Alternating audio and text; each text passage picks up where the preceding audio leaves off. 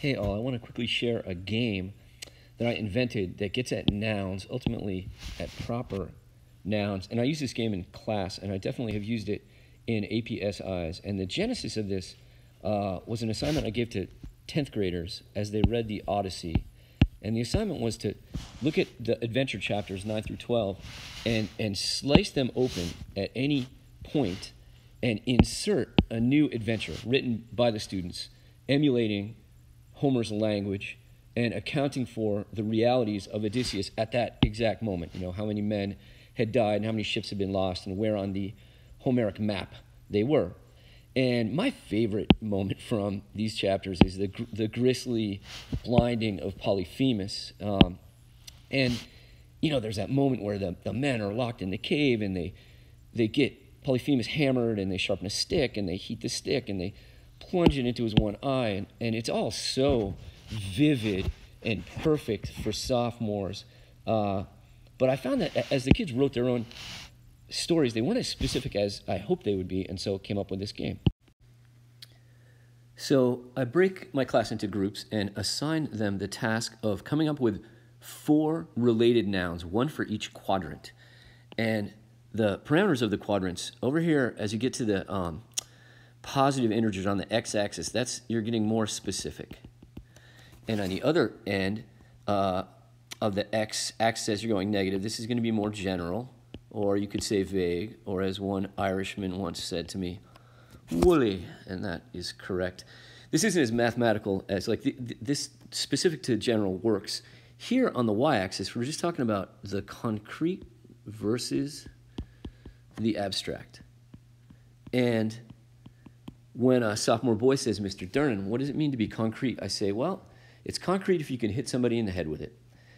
And he says, what about the post office? And I say, what if you're Superman? And he says, oh yeah, I can hit somebody in the head with a post office, so that works. Here's an example. Down here, I like to start down in the general and abstract, and I'm going to go with the notion of nature. And I'm going to make that concrete in the form of a tree, and I'm going to make that tree more specific by calling it a Japanese maple. This last quadrant often is the most difficult, abstract and specific, and you want it to be related, so I'm going to go here with photosynthesis. All right, that's what it's supposed to look like, and I say to the group, replicate this task, and for AP credit, do it twice. And they might come up, I encourage them again to start here, something like music, or perhaps racing, like they might be interested in NASCAR, and they're going to then fill in the quadrants, and then each comes to the board and kind of puts their 4 words up, their favorite 4, and we quibble because in English, in fact, language is not mathematical, and often what differentiates the concrete from the abstract is the context, the linguistic context.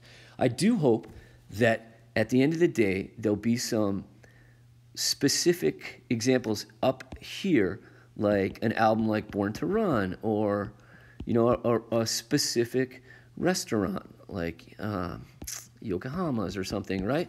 And the idea is when you get up into this quadrant, you're going to have some proper nouns because it is the home of specificity, right? And that will improve the students' work writing their Odysseus adventures, and I would contend will make our AP kids better at evidence presentation.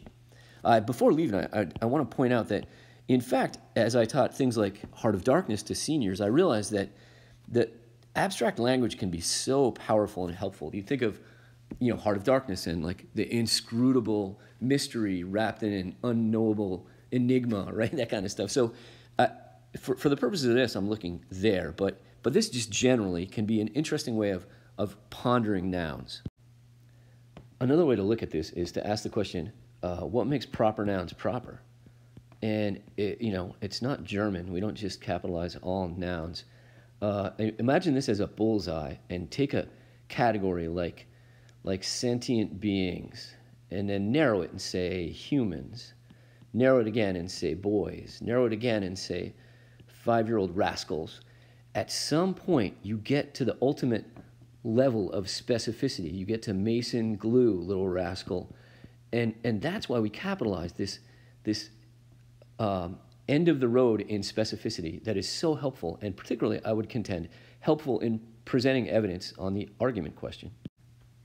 I hope this activity will inform the pre-writing that our kids do on their argument essays, right? They're going to be gathering evidence.